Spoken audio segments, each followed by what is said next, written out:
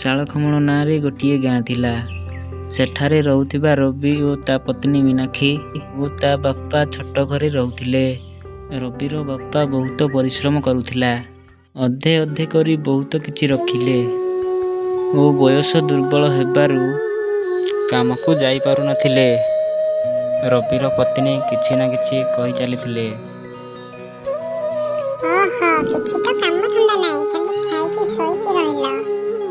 ତମ ପୁଅ ତ କାମକୁ ଯାଉଛନ୍ତି, ତମେ ବି କାମକୁ ଯାଅ। କେତେ ଆଉ ଏମିତି ଶୋଇକି ରହିବ? ଏତିକି କହି ରବିର ପତ୍ନୀ ସେଠାରୁ ଚାଲିଗଲା।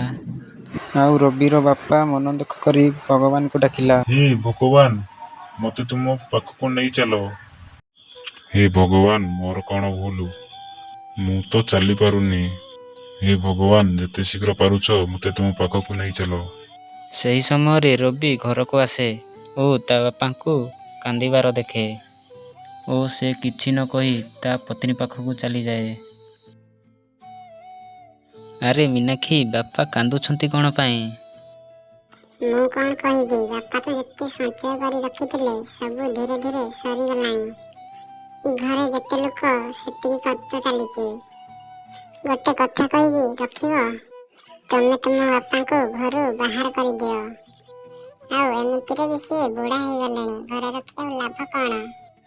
ଏସବୁ ତମେ କ'ଣ କହୁଛ? ଆରେ ଶୁଣ, ଆମେ ତ କିଛି ନା କିଛି କାମ କରି ଚଳିଯିବା।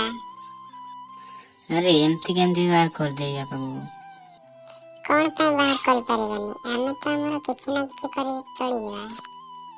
ରବି ଏତେ ବଡ଼ ହୋଇକି କିଛି ବି କାମ କରୁନଥିଲା। ସେ ତାର ବାପା ପଇସାରେ ଚଳୁଥିଲା। ଆଉ ତା ଆଗ ଦିନ ରବି ତା ବାପାକୁ ପଚାରିବାକୁ ଗଲା ଓ କହିଲା, ବାପା, ମୁଁ ତ କିଛି କାମ କରୁନି। ତାହେଲେ ଆମେ 3 ଜଣ ଚଳିବା କେମିତି? ଭଲ ହବ ତମେ ଘର ଛାଡ଼ି ଚାଲିଯାଅ। ରବିର ବାପା କିଛି କହିବା ଆଗରୁ ରବି ସେଠାରୁ ଚାଲିଗଲା। ହେ ଭଗବାନ, ସେଦିନ ଦେଖିବା ଅପେକ୍ଷା ମୁଁ ମରିଯାଉନି କ'ଣ ପାଇଁ? ମୁଁ କ'ଣ କରିବି? ଏବେ କୁଆଡ଼େ ଯିବି? ମୋତେ କିଛି ବାଟ ଦେଖାଯାଉନି। ଏମିତି କହି ରବିର ବାପା ଘର ଛାଡ଼ି ଚାଲିଗଲା। ଭଲ ହେଲା, ବୁଢ଼ା ଏବେ ଘର ଛାଡ଼ି ଚାଲିଗଲା। ମୁଁ ତ ଏବେ ଖୁସିରେ ରହିପାରିବି। ରବିର ବାପା ଗୋଟିଏ ଜଙ୍ଗଲରେ ଚାଲି ଚାଲି ଯାଉଥିଲା। ଦେଖିଲା ଗୋଟିଏ ଗଛ ମୂଳରେ ବାବାଟେ ବସିଛି। ସେଠାକୁ ଗଲା ଆଉ ସେଠାରେ ବସିଲା। ବାବା ଦେଖିକି କହିଲା, ବହୁତ ଦିନ ହେଲା ତୁମେ କିଛି ଖାଇନାହଁ। ମୁଁ କ'ଣ କରିବି? ମୋର ପୁଅ ରବି ଓ ବୋହୂ ମିଶିକି ମୋତେ ଘରୁ ବାହାର କରିଦେଲେ। ମୁଁ କ'ଣ କରିବି? କୁଆଡ଼େ ଯିବି? ମୋ ପାଖରେ ଦେବା ପାଇଁ କିଛି ବି ନାହିଁ, କିନ୍ତୁ ମୁଁ ଗୋଟିଏ ବୁଦ୍ଧି ଦେଇପାରିବି। ଆଉ ଯେମିତି ରବିର ବାପାକୁ ବାବା ବୁଦ୍ଧି ଦେଲେ, ରବିର ବାପା ସେଠାରୁ ଘରକୁ ଆସିଲା। ପୁଣି କ'ଣ ପାଇଁ ଘରକୁ ଆସିଲ?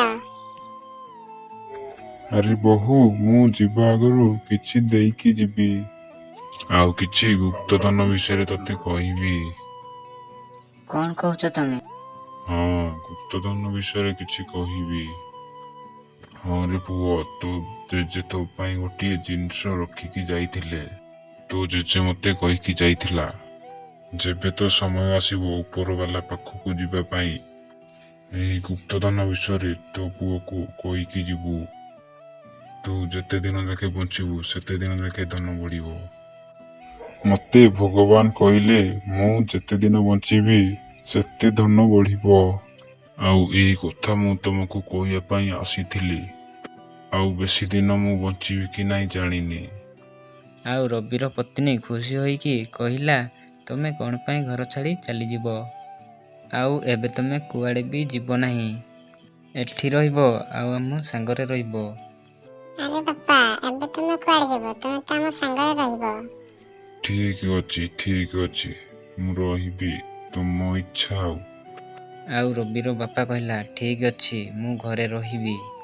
ରବି ତା ପତ୍ନୀକୁ କହିଲା, ହେ ମୀନାକ୍ଷୀ, ଆମେ ତ ଆମର ଖୁସି ଖୁସିରେ ଜୀବନ କାଟୁଥିଲେ। ତମେ ବାପାକୁ ପୁଣି କ'ଣ ପାଇଁ ଅଟକେଇଲ? ତମେ ଶୁଣିନ କି ବାପା କ'ଣ କହିଲେ? ତମେ ବୋଧେ ଠିକ୍ ସେ ଶୁଣି ପାରିଲନି। ବାପା କହିଲେ ସେ ଯେତେ ଦିନ ବଞ୍ଚିବେ ସେତେ ଧନ ଆଗକୁ ବଢିବ। ଆରେ ହଁ ମୀନାକ୍ଷୀ, ତମେ ଠିକ କହିଲ।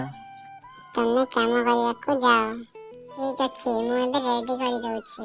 ଆରେ ଟିକେ ଜଲ୍ଦି କର ହେଲେ। ରବି ଏତିକି କହି କାମ କରିବାକୁ ଗଲା ଓ ତାକୁ କାମ ମିଳିଗଲା ଓ ସେ ବହୁତ ଟଙ୍କା ଇନକମ୍ କଲା। ଏହା ଦେଖି ରବିର ପତ୍ନୀ ଓ ତା ବାପା ବହୁତ ଖୁସି ହେଲା ଓ କିଛି ଦିନ ପରେ ରବି ବାପାଙ୍କର ମୃତ୍ୟୁ ହୋଇଗଲା। ହେ ଭଗବାନ, ଏତେ ଶୀଘ୍ର କଣ ପାଇଁ ତୁମ ପାଖକୁ ବୁଢ଼ାକୁ ନେଇଗଲ? କମ୍ ସେ ସେ ଗୁପ୍ତଧନ ବିଷୟରେ ତ କହିକି ଯାଇପାରିଥାନ୍ତେ। ଏବେ ଆମର କଣ ହବ? ଏବେ ରବି ସବୁ ବୁଝିପାରୁଥିଲା। ଦୁଃଖ କରନି, ମତେ ମିଳିଗଲା। ଆରେ କେଉଁଠାରେ ରଖିଛ? ମତେ କୁହ ନା କୋଉଠାରେ ରଖିଛ, କୁହ। କଣ କହିବି, ବାପା ଆମର ଭଗବାନ ଥିଲେ। ଆଉ ସେଦିନ ତ ସବୁ ଧନ ମିଳି ଯାଇଥିଲା ଯେବେ ସେ ଘରକୁ ଫେରି ଆସିଥିଲେ। ଆରେ ତମେ କଣ କହୁଛ? ଆରେ ହଁ ମୀନାକ୍ଷୀ, ତମେ କଣ ଦେଖିନ କି? ସେଦିନ ଠାରୁ ମୁଁ କାମ କରି ବହୁତ ଇନକମ୍ କରିଛି।